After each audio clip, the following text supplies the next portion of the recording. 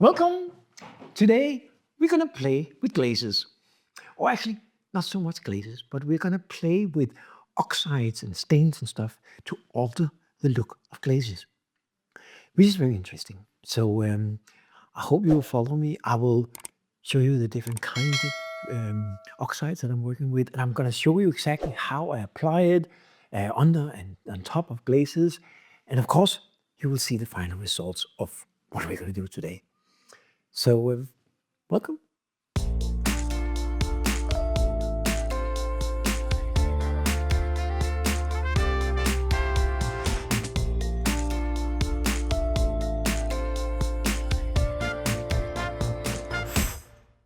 As some of you may know, I like to mix my own glazes.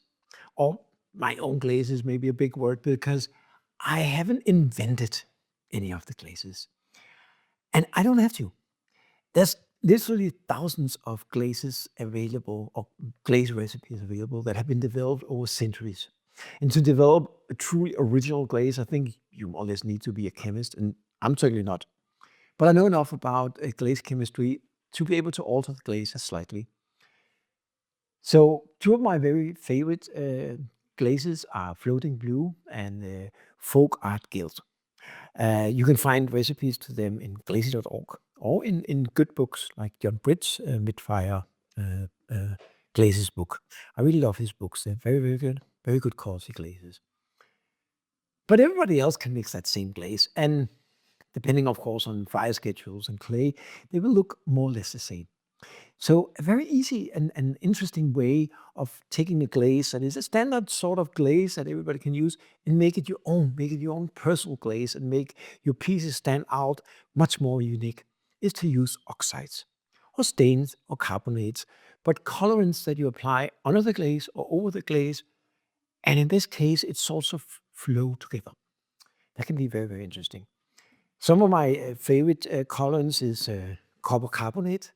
It's a relatively cheap and very strong colorant, typically mostly green, can also be brownish or blackish, depending on a lot of factors. Iron oxide, also cheap. I keep all my oxides and carbonates and colorants in these glasses from IKEA, believe it or not, but they're actually very good for that. They last forever. So I usually buy a kilo at a time because some of them are quite expensive. For example, cobalt carbonate, which is a very strong colorant and very expensive. I think 1 kilo of this is maybe 1,000 Danish kroner. So what is it, $150 or something like that? It's crazy expensive, but you use very little. It's a very strong colorant. So it lasts. This is probably going to last me the next 4 years, something. So it's okay. But it's much cheaper to buy a kilo than it is to buy 100 gram. Much cheaper. So please do that. Manganese dioxide. I haven't actually used that so much in combination with my glazes. I will try that out. Tin oxide, also terribly expensive. But again, for this application, you use very little. So what I do is I mix up a little bit of the powder into, I use these small glasses, and lots of water. Because I want it to be like a wash. I want it to be very fluent. So there's very little of the dry material. And I keep them in these because they tend not to dry out so much. This is red iron oxide. And if they dry out, you just add some more water because it's basically just a powder. So now I think it's time to go down to my basement where I have all my glazes and start playing around, see what we get out of it. This one is sort of a large pot. It's not huge, but it is on the larger side. I already, a few days ago, gave it a base layer of my favorite glaze, one of my favorite glazes, the Floating Blue. And I could have just left it like that. It would be beautiful. But because this one doesn't have any textures, the Floating Blue likes textures because it changes the color a lot over the edges. It will change a little bit here in the top, but not so much on the sides. So I want to create something more interesting with this one. So I'm going to use some oxides, but I'm also going to use a white glaze that I know plays really well with my Floating Blue. And that is the Heath A2, A2V White. This is the lid for it. You can find it on glaze.org, and it's also in it on Brit's Midfire glazing book. It's a wonderful glaze. However, as I found it, and I mentioned it before in other videos, it looks really good on top of floating blue, but for whatever reason, it doesn't look so good if you put floating blue on top of this. There's probably a good chemical explanation for that. I don't know it, but it works. So it will, in combination with the floating blue, it will sort of melt it a little bit. So I'm not going to put it way down because I have, as you can see here, I have cleaned the bottom. So there's like, I don't know, a few millimeters, and that's enough because it's not super thick down there. So I know by experience that this is not going to float all the way out on my kiln shelf, but it will if I take the white all the way down there. So I'm going to make some stripes up here in the top of it.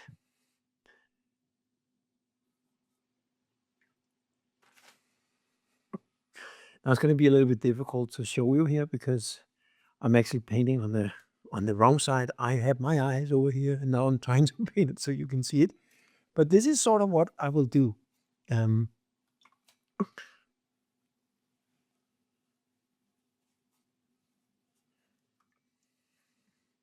This is all going to float into each other, so you don't have to be super precise about how you do it.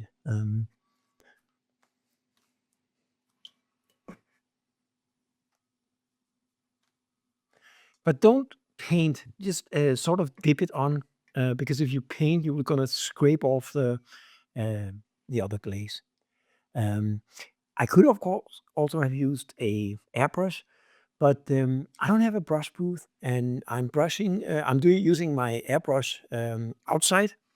But to be honest, it's really shitty weather here in Denmark. It's raining and it's cold, and so I'm not very motivated to do that. So instead, we're going to dip it on like this.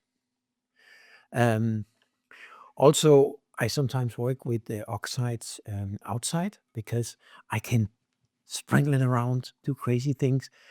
I'm going to be a little less crazy now that I work on the inside. And also because my girlfriend just helped me clean and tighten up things. So I'm not going to do too much mess here. And she might get angry. And you don't want angry girlfriends.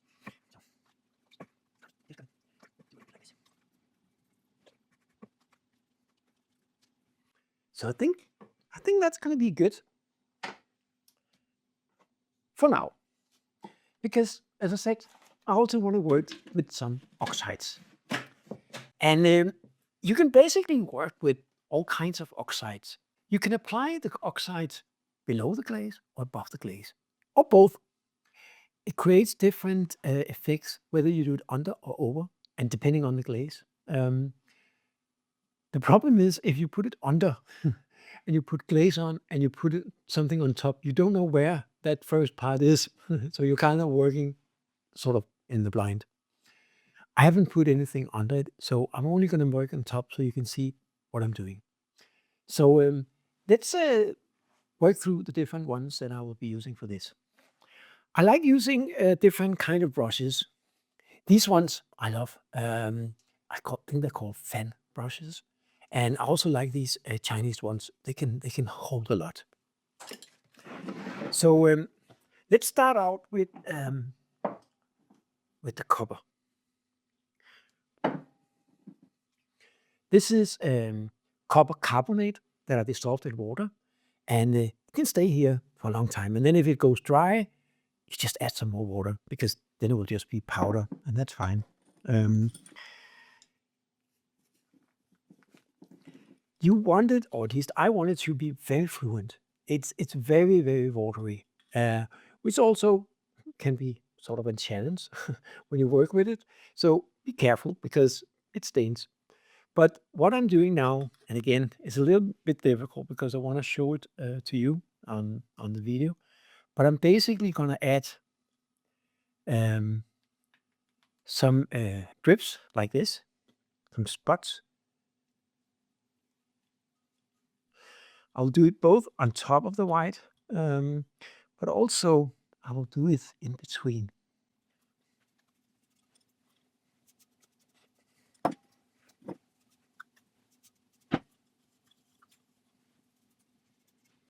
And this, the copper carbonate doesn't make my floating blue run. Uh, the worst one is cobalt. Cobalt is a strong flush, and it makes the other glazes, especially this one, as it already have cobalt in it, run like crazy. So you can put it on the top, but don't put it too much down, and everything will end up on your shelves. So this will dry pretty quickly because I mean, there's so much water in this. I'm gonna paint some areas where it's the cobalt should usually get green. It depends a little bit on the atmosphere and how it blends with the other glazes and how thick, of course, it is. It can also get darker, sometimes even almost black. It will still create some interesting ways. Yeah.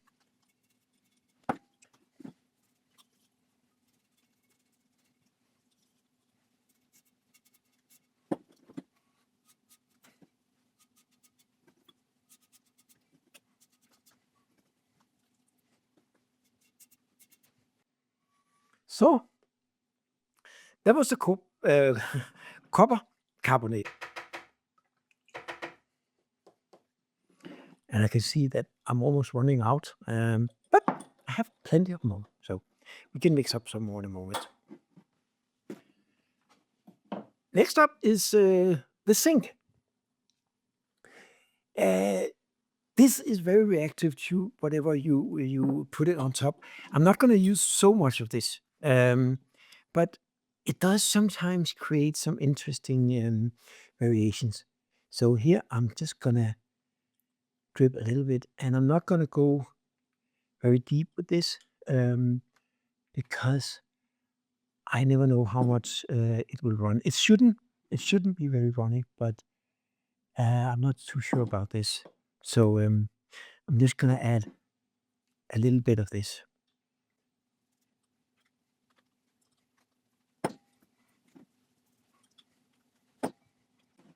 I know it looks sort of crazy now, and it is, but I'm hoping we will get some interesting out of this.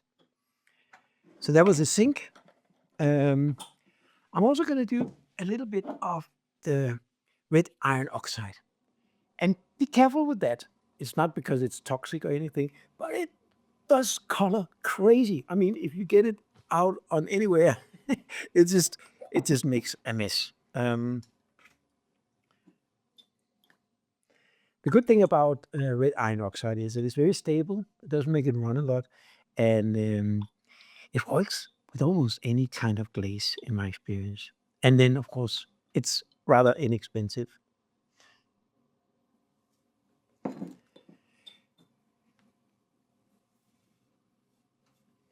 And I like painting these with the fan brush. But be careful at this point because you can almost hear that it's very easy to now start to scrape off what you already put in, and yeah, you don't want to do that. Uh, so I think that's good.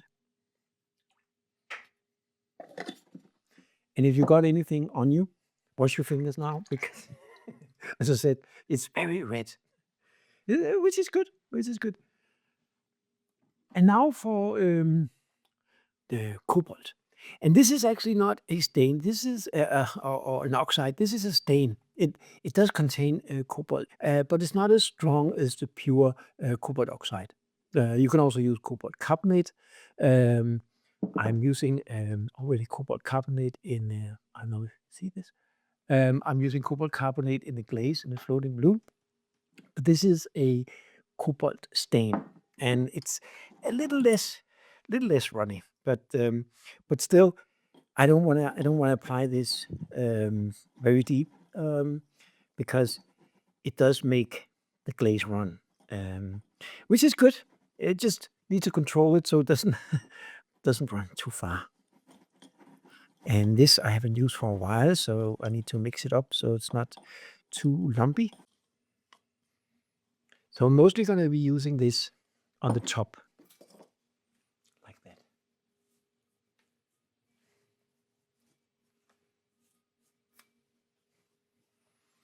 I'm going to go a little bit down next to the red iron oxide, but not too way down.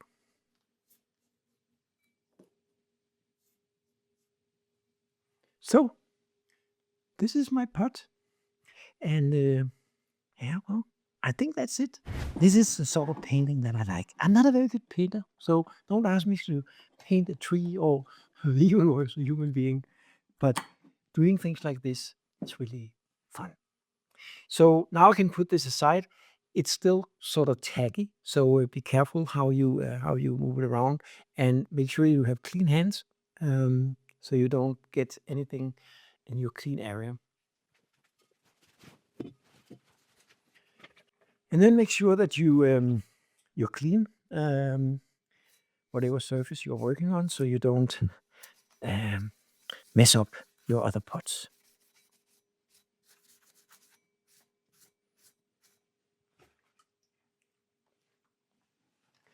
So now I'm going to be splashing it a little more, and I'm not going to splash it this way. I'm going to splash it this way. But I already have my pots here, so I want to be moving them so I don't destroy them too much. So I'm going to move this out of the way.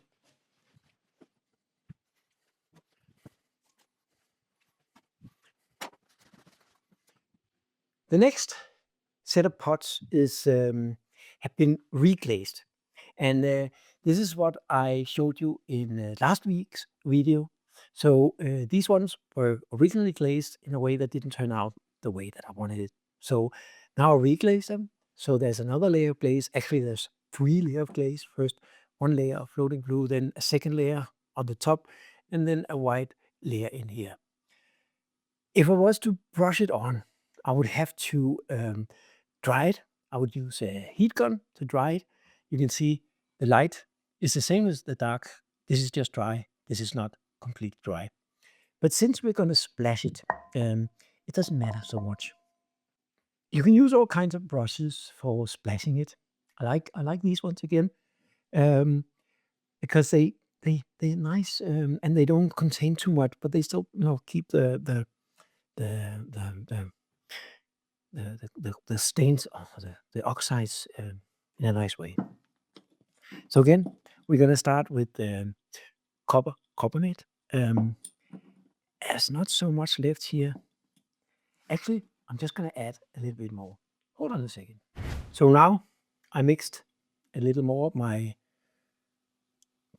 carbonate and water, and it is, as I said before, it's very fluent, and that's the way that I found that it works the best. And so just going to try and sprinkle some of this.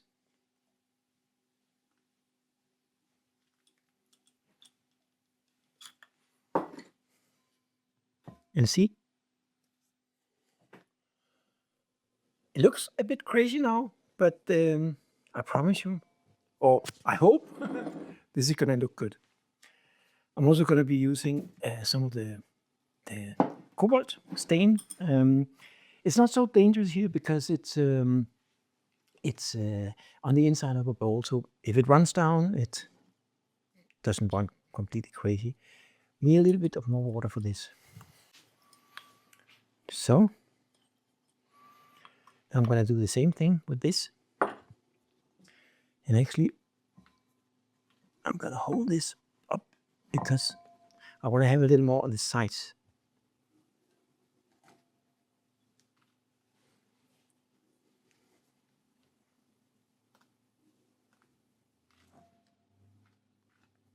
So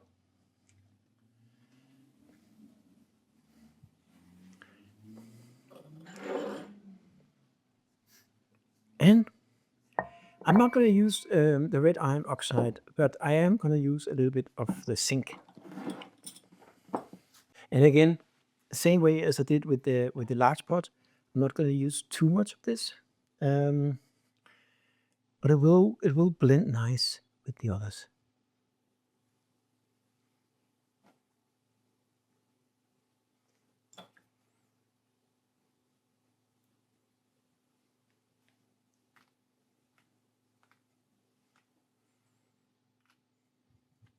I think that's more than enough.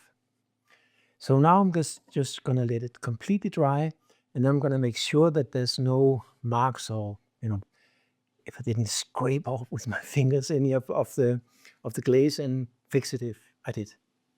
This one I will pretty much do the same thing. So I start out with the green. I will add it in a little bit of a different way, but I mean, the beauty about this is that it's impossible, completely impossible, to do it the same way. So it will be unique, and yeah, well, that's probably why they don't use it industrially.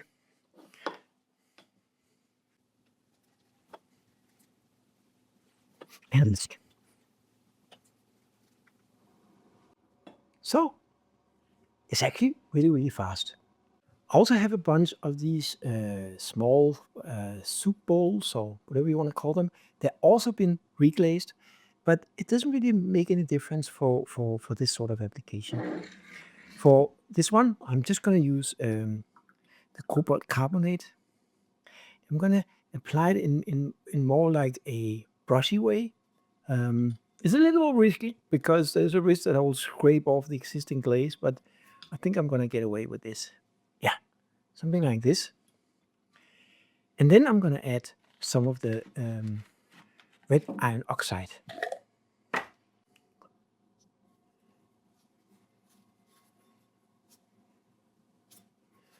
So now we have something like this. And then I'm going to tip it up with, should of course have kept that, a little bit of the zinc, but do some spots like this. I really don't know exactly how that's going to turn out. It's a new application I haven't done before. These ones, it's the same as the bigger ones. I applied floating blue and then the white below here. So I'm not going to go as crazy with this one. I'm not going to use the red iron oxide. Instead, I'm going to use a mix of just the copper carbonate, is it? I mean, you can use copper carbonate or copper oxide. The oxides are stronger than the carbonates. I'm not chemically skilled enough to tell you exactly the difference, but typically they're almost twice as strong. So I mostly use the carbonates, but you can use both.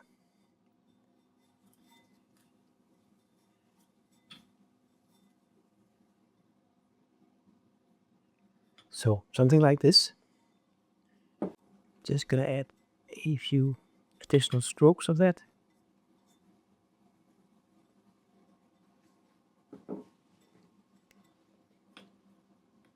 If you're outside, you can of course splash it a little more and play around with it, because then you're not gonna get in trouble with your roomies or wife or girlfriends, whoever is here living with you.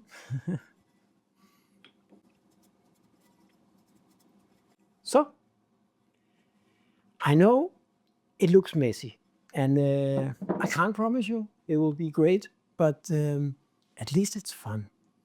So I will fire these ones, and in a couple of days we'll see the result. This is an even bigger pot. It's actually a fermenting crock. It's for fermenting a whole lot of cabbage. I don't know how big it is. I think maybe 5, 6, 7 liters or something. There's of course a lid for this as well. For this, I'm going to do something a little bit different, because I want to apply some oxide under the glaze. Then I'm going to put a glaze on top of it, and then I'm going to add another layer of glazes and oxides. So it's going to be crazy wild. I hope it will be interesting. So I'm going to start out with my cobalt stains. as I said, it's not a oxide, but there is oxides in the stain, so it is gold. And this will make the other glaze run. I'm going to use floating glue on this one too, so I will be very careful and only apply it in the upper part of it, and we'll see how that goes.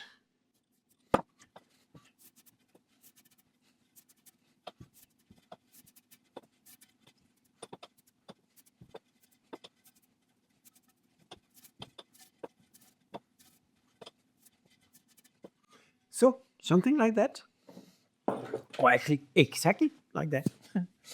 And I'm also going to use a little bit of the copper, the copper carbonate wash.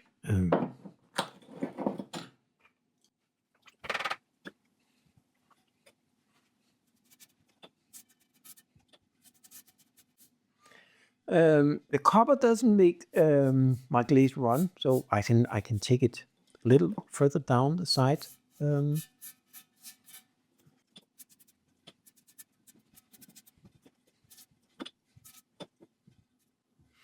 So something like that. Now I'm going to apply the glaze on the inside and the outside. But when you do this, of course you won't be able to brush it on. I never brush, especially not on a big pot like this. I only like sprinkle with my brush. But I'm going to spray glaze it in this case because it's just so much easier. So I'm going to take it outside and I'm going to spray it. I'm going to dip it or pour it inside, pour it out. And then I'm going to add some more on the outside after the glaze. I did make one small mistake with this one. It would have been easier to handle the inside of the glazing without the initial stains on the outside, because now there's a risk that I will smudge it a little bit. It doesn't matter so much. It will blend into the glazes, but my hands are going to look awful, but I'll survive that. So let's move down to the floor. For a big pot like this, I like to just pour in the glaze, shake it around a little bit, and then pour it out in. That is by far the easiest way to do that. In fact, I'm not even sure what other way you could use. So, as always, just mix your glaze so you're sure that it's even. There's no settling at the bottom. This looks good.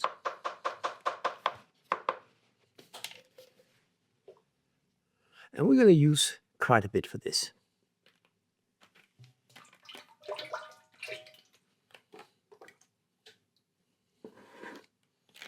It doesn't matter so much if it drips a little bit on the outside, because we're going to glaze it in the same glaze outside anyway.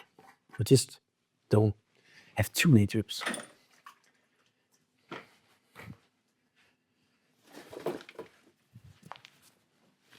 Now I'm just gonna shake it around a little bit.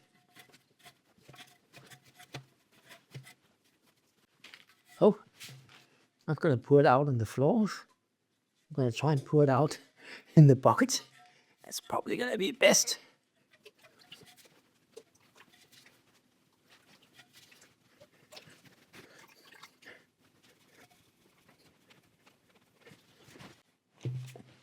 So, now we got the inside fixed.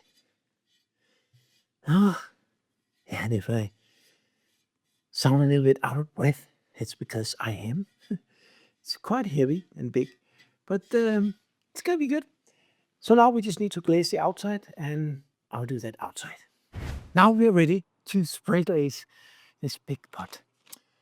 I'm spray glazing outside, and the only downside of doing that is I can't do it if it's raining, of course, or if it's too windy, because it just blows around, or if it's freezing, because then it's too cold to do, and the glaze is not doing well in frost when you spray it.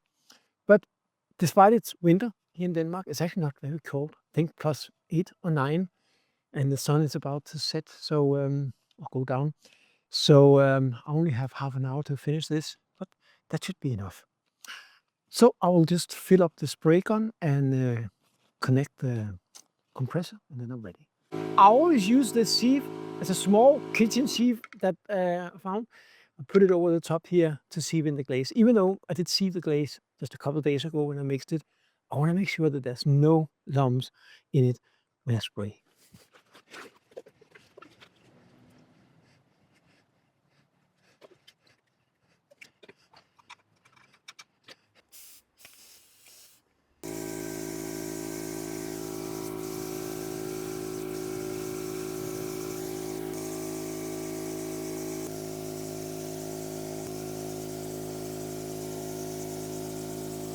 After the first layer, or maybe 1.5, I just let it dry a little bit, and you can quickly see if there's some areas.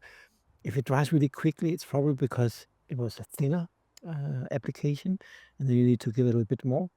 And then for this particular glaze, as I mentioned a few times now, this floating blue, it can be very thick. The thicker, the better, almost. So I will definitely give it 1 or 2 more layers.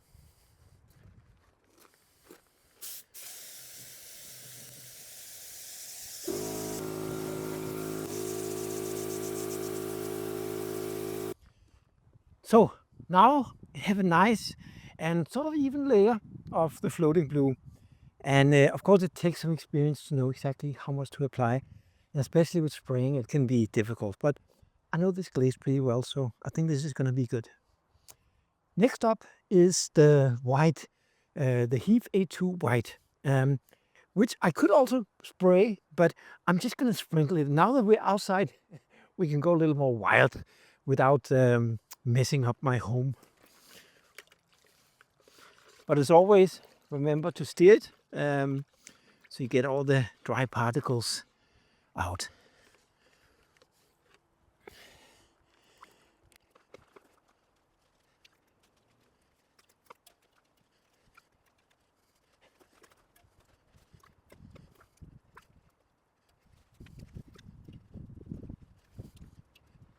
So, as you see, I'm a little bit careful not to put too much here because the white on top of the blue makes it runny. And it's beautiful. It just needs it to stop before it hits my shelf. So that was a white, but I'm not going to stop with that because I also have my oxides. And again, because we're outside, we can go a little more crazy because, oh, I'm not going to mess up my house.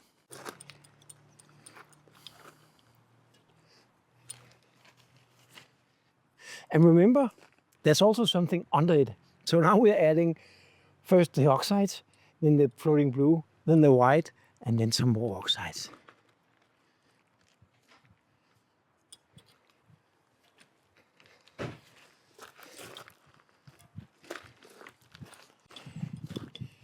And now the cobalt. And again, I'm going to be a little more careful with that because it does make the glaze much more runny.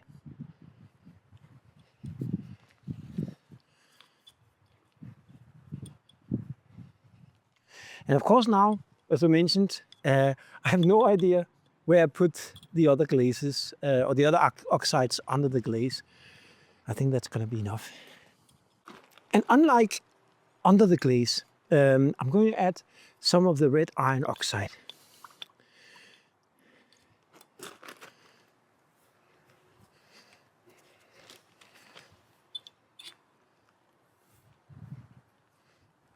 And that doesn't make it runny, so I can securely take it all the way down.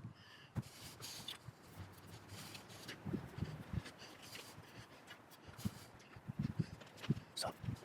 And finally, I'm going to add a little bit of the zinc.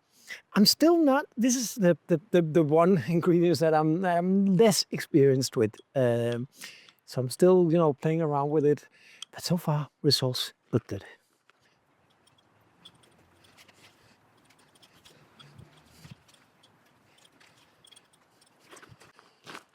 So now the pot is glazed and I'm glazed. And I think it will be really interesting. We'll see in a couple of days. So now the kiln is loaded and I'm gonna close it, and in a couple of days it should all be ready.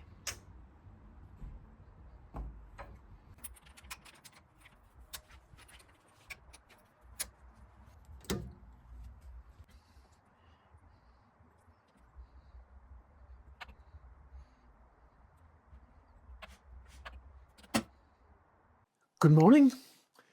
The kiln have now cooled down to about 38 degrees, which is perfect because now I can handle the pots by my hands and I'm not risking any damage to the heating elements by opening the kiln now. I did put a very small piece of stone in there just to let a little bit of air in when it was about 100 degrees.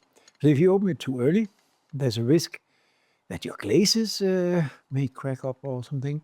And it does put some stress on your heating elements and they won't last as long. At least that's just theory. So I hate the wait, but please do it. So now we just have to see how all our crazy work with the stains turned out. It's always sort of, yeah, surprising. I always love it when you open the glaze fire again. But no more talk. Let's go and see.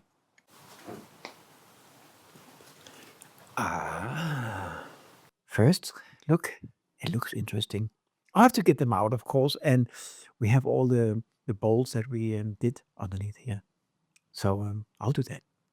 I always turn off the kiln when I start unloading because, I mean, I don't know if there's actually any electricity in the heating elements now that it's finished, but I don't want to take that risk. So off we go. And also, even though it's only 39 degrees, the plates could still be warm. Not so much the first ones in the top, but the lower ones. And just use gloves. I don't for this one, but in general. And this is the lid for my big fermenting crock. And it still fits. I know I mentioned this before, but most people tell you to always fire your lids and your pots together. Otherwise, they may warp out of shape and don't fit. I found that not to be entirely true, especially not for stoneware. It may be different for other kinds of clay, like porcelain.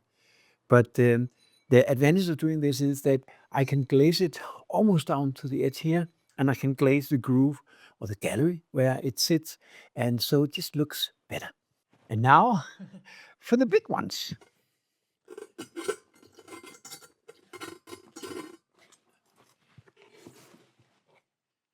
Look at this.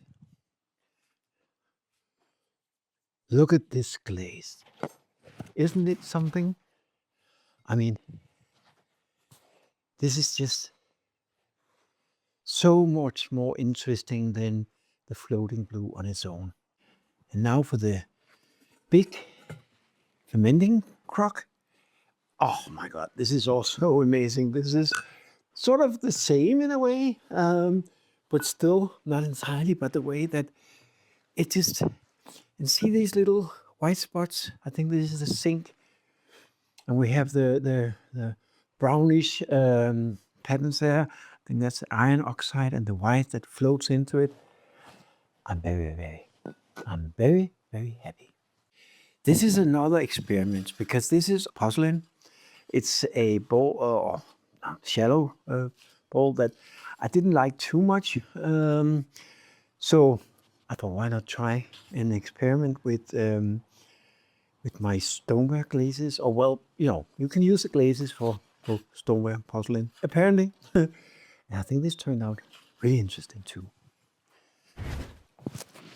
So that was everything in this kiln.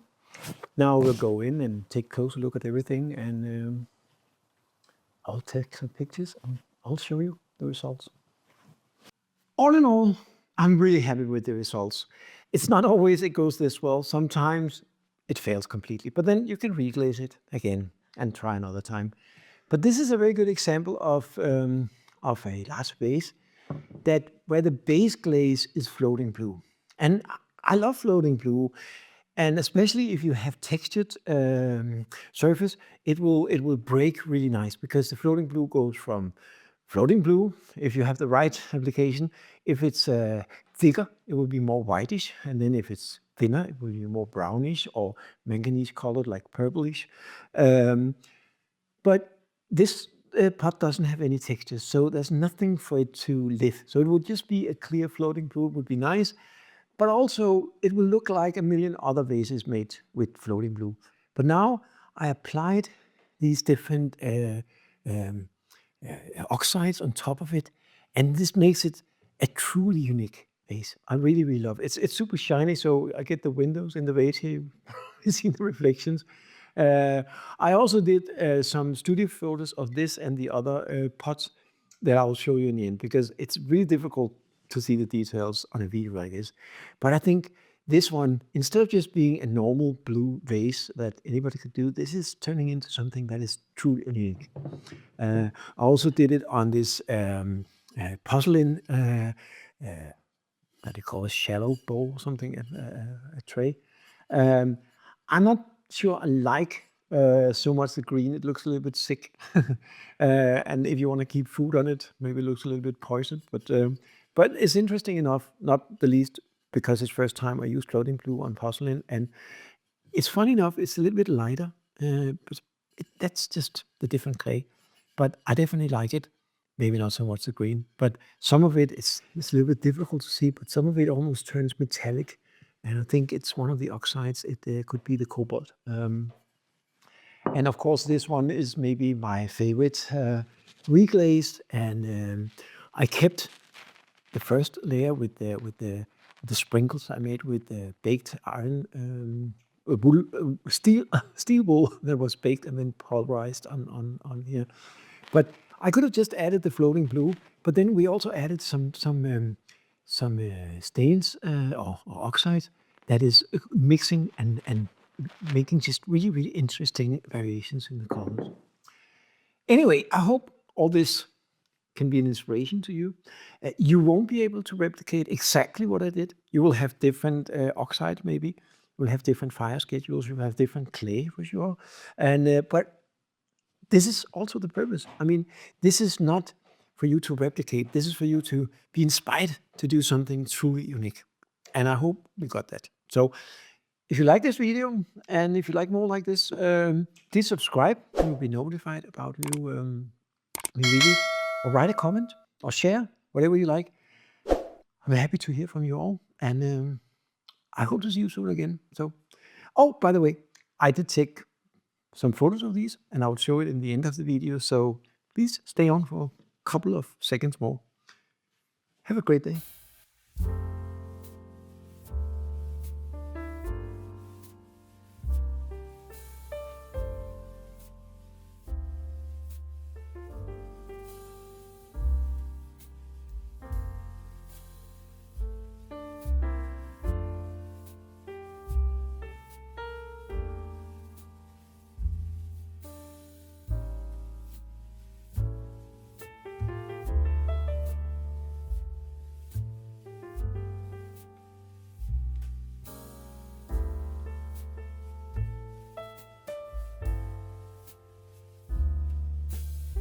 Thank you.